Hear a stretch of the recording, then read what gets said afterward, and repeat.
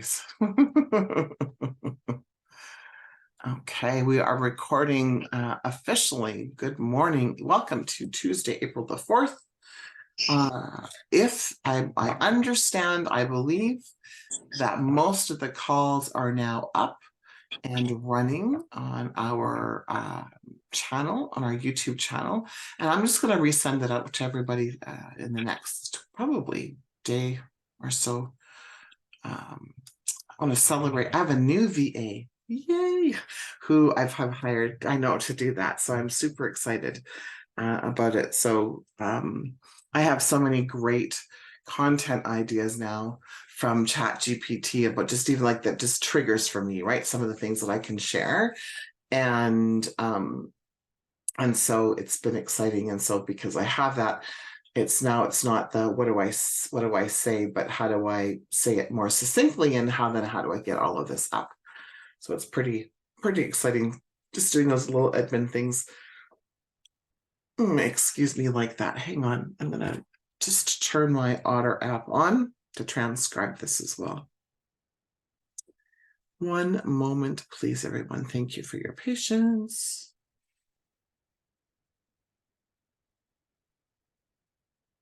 All right, here we go. So Tuesday, April the 4th at 8 o'clock in the morning. This has been so much amazing things happening. Remember yesterday? I remember yesterday during the call, I remembered what we were talking about. And now I can't remember what we talked about. So obviously I'm not going to remember.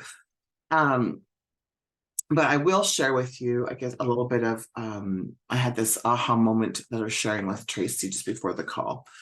And I was reminded yesterday about being my own best advocate, being my own fulfiller of my life.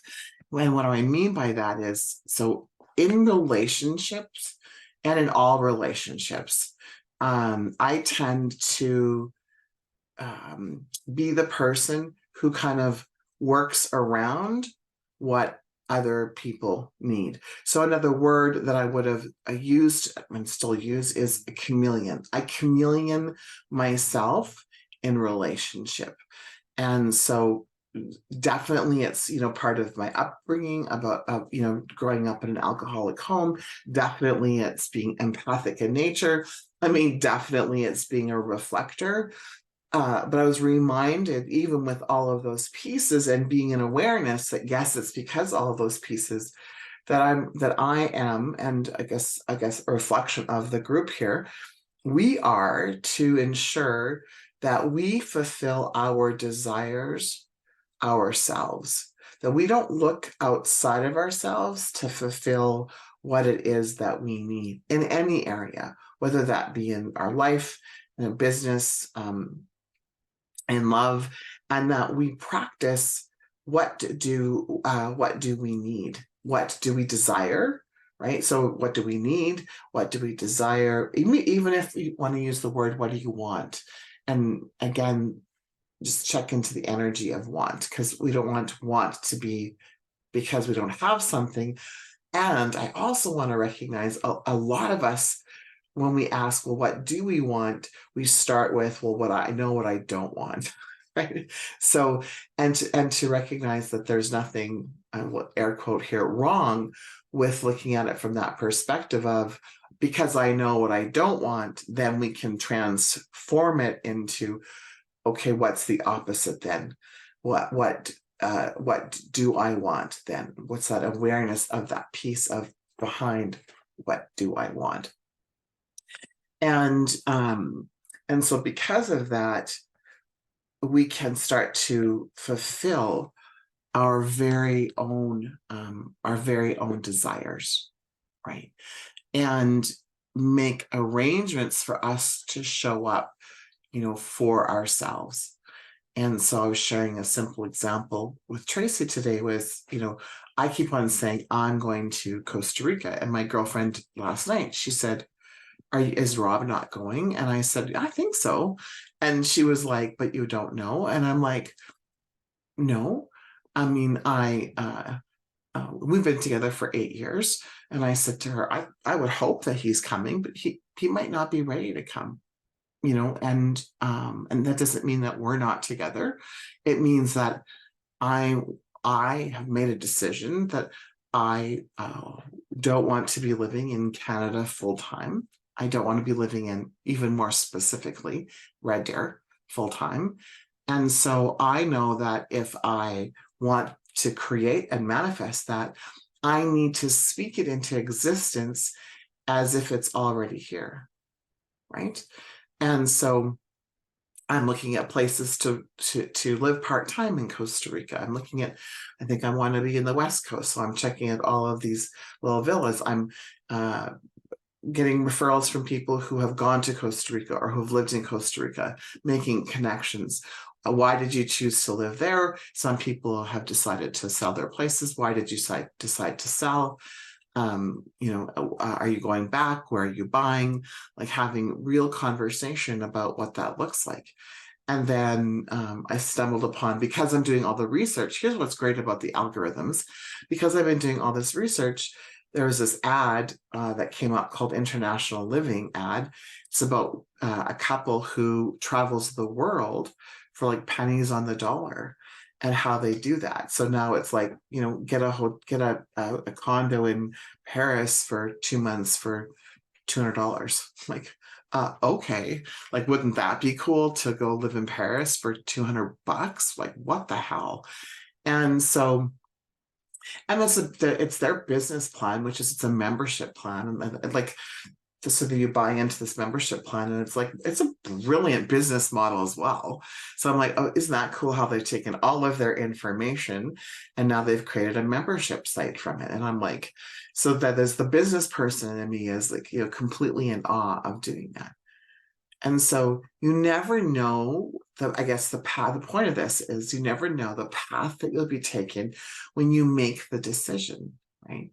And so the I isn't that he won't come. The I is that I'm moving to Costa Rica. I know I'm not going to be in Canada full time. I don't know when. I haven't put a date around it. I don't manifest that way. It's just like, I don't limit myself. Because someone decided to give me a place to live in Costa Rica tomorrow, I would be like, and I'm right. I'll see you all next week once my internet's hooked up. We're taking a couple days off. I probably still do it by my phone, right? So, but everything would fall into place. And so, what areas of your life are you holding back because you want someone to come with you? You want to share your adventure with somebody, because it tends to be what we do. We don't want to leave anyone behind. But why do you have to leave someone behind? Why is it I think the bigger question is, why would you why would it have to be an exclusive energy when you use the word I? Now, I can answer that because there's this great saying that says there's no I in team. And that makes perfect sense, doesn't it? I mean, energetically. But then what happens is there's that shadow self of everything, right? So then we go, oh, then I need to always speak in terms of team. Do you? Do you always need to speak in terms of team? And so in theory, it sounds really sexy, doesn't it? That we do these things together and we are on these adventures together and we belong, because that's really what that's all about. And true, there is no I in team. And true, many hands make light work. And there's some really great, amazing sayings about team. As women, though, we are known to put the needs of others before our own needs. And so, we started doing that when, ages ago, but just even think about different times, certainly in my generation, right? We put the needs of our children before us. And that, I think that's led to even more of the demise of our own personal needs, because we were taught or we responded or reacted to, I know that mine was a reaction to my mom and dad. I certainly was not put number one in my family's life. So, right. So I was like, well, I'm not going to do that. My children need to be number one. And so when I started to do that, and there was like anarchy, right, then I realized, ooh, maybe it's not about putting my kids first. Maybe it's actually about putting my needs first. And then, and then worried about being called selfish or self-centered and not wanting to be like my mom and dad. So then the rebel in me comes up. Perhaps maybe there's harmony available, right? And then we could even contemplate, what does putting one needs ahead of oneself, what does that actually mean?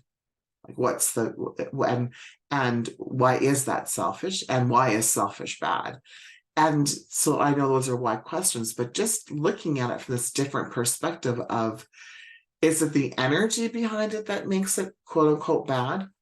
Or is it, are we being martyrs by not putting ourselves first? Like, what's the purpose? What's the intention of it? And are we falsely saying that we're putting our children's needs or our husbands or spouses' needs or our parents' needs in front of us? And it's based in a lower density energy. It's based in an enabling energy. It's right. It's based in a different kind of energy. And then again, where's the harmony? Because I'm not saying that it has to be one way or the other. I'm just opening up a conversation for you to contemplate what's best for you and your life and your business. And are you caught up in a codependent, enabling relationship? There's a lot of us growing up. If you grew up in an addictive home, there's a pretty good chance that you're in a codependent or have been in a codependent relationship and or creating codependency, so that your children, your spouse, your friends rely on you, right? So that feeds your need of belonging, that feeds your self-confidence, that feeds your level of needing to feel important, right? And so the greatest gift I think that we can give our children is when they actually don't need us, right? And sometimes that's not possible, but just from that perspective of what's our purpose or our intention? Are we even aware of our intention of being in relationship? And what could that possibly look like, right?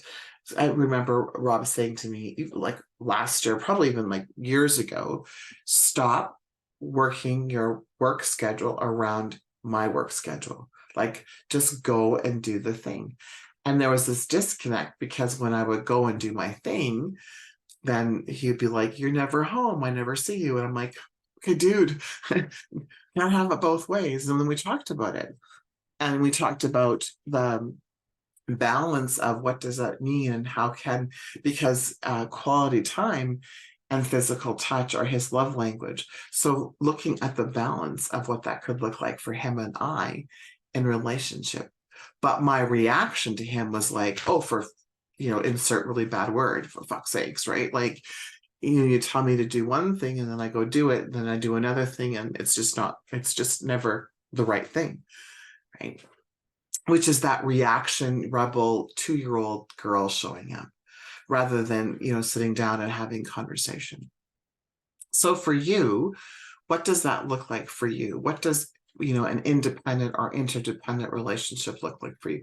Are you waiting for someone to fulfill some of your needs where you could possibly fulfill your own, right? And what could that look like, right? And um and I think the other awareness that came to me this weekend, because I was gone most of the weekend on my own, was I personally show up differently energetically when I'm not coupled. So, and I used to have real self-judgment around that. And since I've been studying human design, what I understand now with human design is, so if, when you look at the human design chart, right, there's gates. So those are those little numbers, right? And then there's like a channel, and then there's other numbers. So when you have a gate, when you step into a relationship with somebody, or you're around somebody, even like a work person, your gates and their gates, if they actually like align in the sense of some of them, there's some sort of connection. Right? So it makes sense that you would show up differently around different people, right? And so, and especially around people that you're intimate with. And I'm not talking just sexual intimacy, I'm talking about like our kids and our parents and people we spend time with. So it makes sense that we would show up differently with different people. And it's interesting because my observation of the spiritual development world is you need to show up as yourself all the time. And what if that was what if you honored that you're going to show up differently with different people because you are showing up authentically, because all of a sudden you have channels, it's called channels being developed, right? So in my observation this week, what I realized this weekend, when I realized that I do show up differently, and quite differently, and this recognition of I show up differently for every person that I meet, part of that being the reflector in me, right? And just this honoring of self, that I can, that doesn't mean there's something wrong with me. It doesn't mean that there's something wrong with my relationship, which is, I was judging that, like, because I have close friends who are like, you're so different around Rob. And I'm like, no, I'm not. And then as I started, I had this aha last week. I'm like, well, yeah, of course I am. I am completely different around him. And I hold different space for him, just like I hold different space for my kids. My relationship with Mackenzie is completely different than my relationship with Jacob, which is completely different than a relationship with Leo, who is Rob's son. And so, what about you? So, going back to how does this pertain to you, is looking at what are things, maybe when you're on your own, in your own auric field, that you desire. And does it change when you step into someone's like world, sitting beside your spouse? Does that change? But the true, we're always authentic from that perspective, but so the language is really hard, so I apologize for that. But as you are in your own space, think about what it is that you desire, because I know when you are sitting beside someone that you love, that might shift. And there's nothing wrong with it, but it might shift. So what I think is happening is, in the world, is there's such confusion about why do I show up differently and want different things when I'm with Rob than when I'm with me. And so if I can honor what I want, so they'll go back to, that's why I use the words on, I'm going to Costa Rica, and it's not a future thing. It's like the plans are in place, right? I'm looking at, do I need a work visa? What does this look like? How much money do I need? What happens to, like, I'm just doing the thing as if I'm going, and not excluding anyone, but knowing that this is what I desire.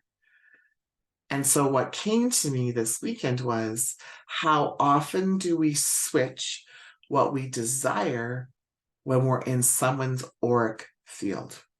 Number one.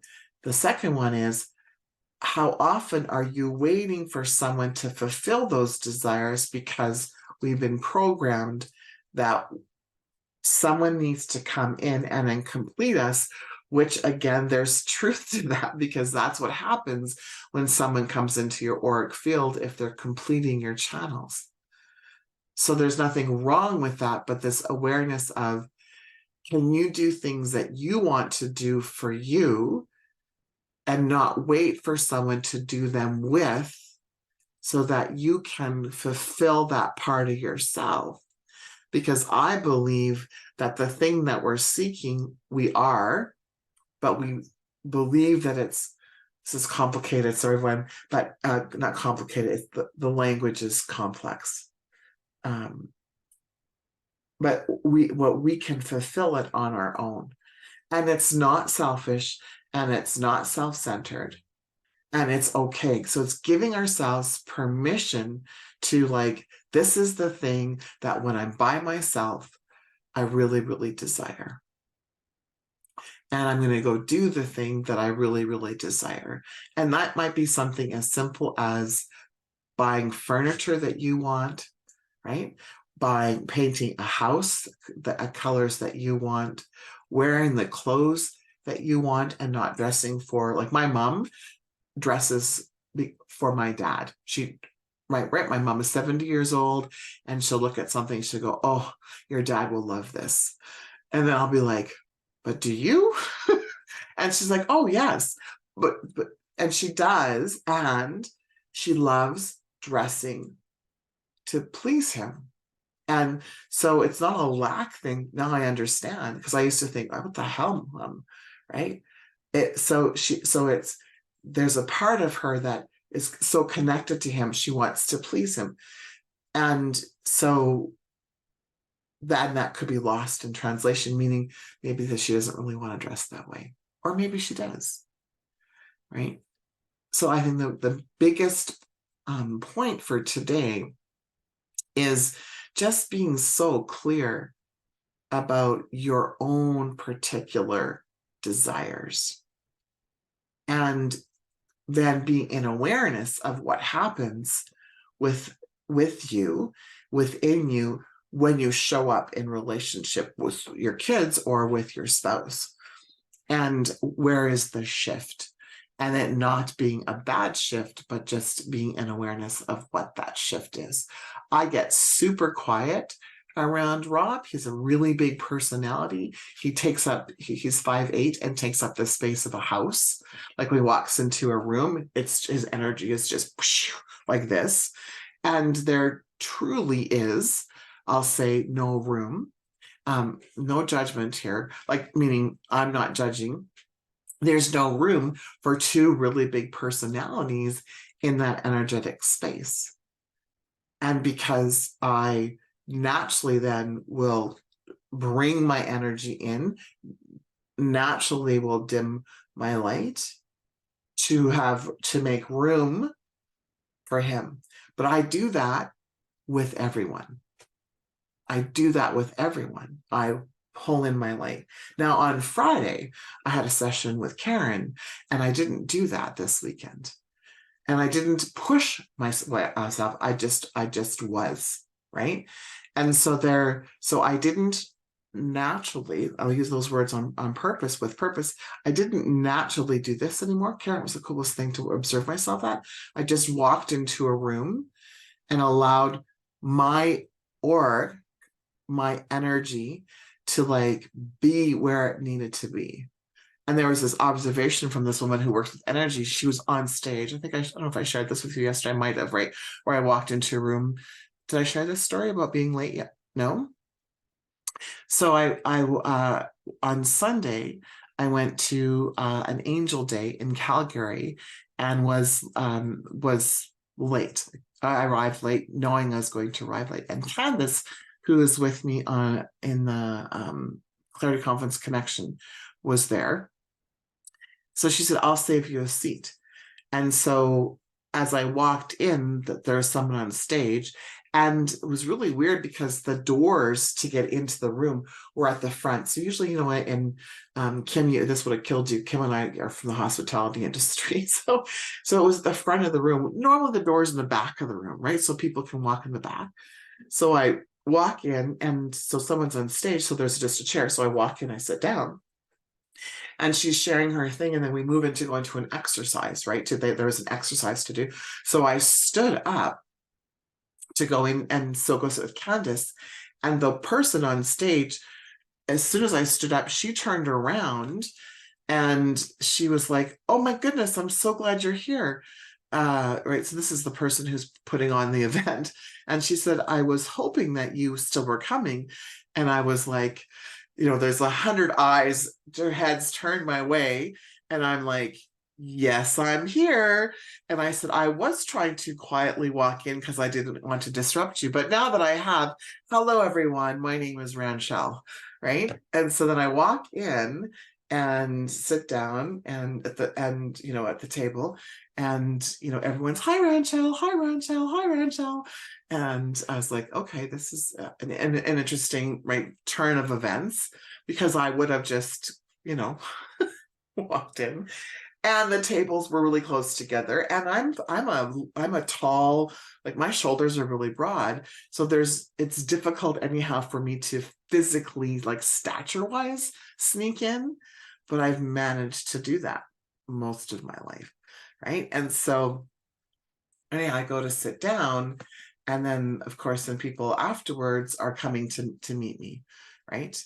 And the night before, when I was out at an event, someone came up to me and said, oh my goodness, I saw you speak at an event a couple of years ago. I'm such a huge fan. I follow your podcast. You're my hero.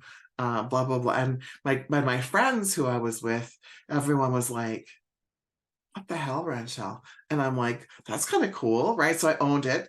And then my friend says to me, and you have a podcast? And I've been doing my podcast. I was just looking at the date. I think it's like this week or next week. It's been a year, right? And I'm like, yes, I have a podcast. And my friends, she's like, and this is like a really, like, someone I spent a lot of time with, and she's like, girlfriend, you didn't tell me. And I'm like, you didn't ask? But it goes back to these pieces of, what are we not owning? What are we not owning of our own? Right? What are we just kind of dismissing? Right? How are we diminishing our capacity? How are we trying to fit in? And we might not even be conscious of it. Like, I was not consciously aware. That's not true. I was consciously aware that I was diminishing my light, but it's because I didn't realize there was, even the language that I used earlier, right? There's not room for both of us. That was my belief, right? My first podcast is April 6th. Thanks, Kim. Yeah, so yay. So 2 days is my anniversary. And so, so even that limiting language of, there's not room for both of us. And that is limiting language, right? Because what if there is room for both of us? What if there is room for me to be in a room with Rob, right? Now, the language I might use differently is, I have an open gate and he has an open gate. So we might have a channel that's connected, which then would create a different energy within me. So the result might be the same, but the language is different. So there's like many opportunities here for all of us with this today's session, right? So be awareness of your language, right? And just this, there's just lots of, like, I guess, little bits and pieces, and you'll have received what you're meant to receive. That's the message I'm getting. You have received what you were meant to receive in this. So I guess the last thought of the day is to go to be in awareness. The biggest thing, I guess, the main message for all of you today was, how are you showing up differently in relationships? It's not a bad thing. Just your guides want you to be aware of that. And then, how do you want to show up? Is it different than how you're showing up? Are your desires? Are you compressing that? Thank you. Compressing your desires to be around somebody. Can you not compress yourself and your desires? Can you make plans for what you desire? Can you create your own fulfillment and not have other people fulfill you, including our kids? Like, our children are a great mirror for us as well. Okay? And moving forward, can you be in awareness with no judgment that you might actually be different when you're in a relationship with someone or out with somebody, and not because there's something wrong or bad, right? Like, my friends were like, you're so much quieter around Robin, you need to be this person. And And I'm like, actually, no, I don't. But I couldn't explain why. I was comfortable with it after a while, but I couldn't explain why. And that's why you're different around people, right? Because you are. Because you are. Right? All right, everyone. Thank you so much. Mwah. Have a great day. Love you.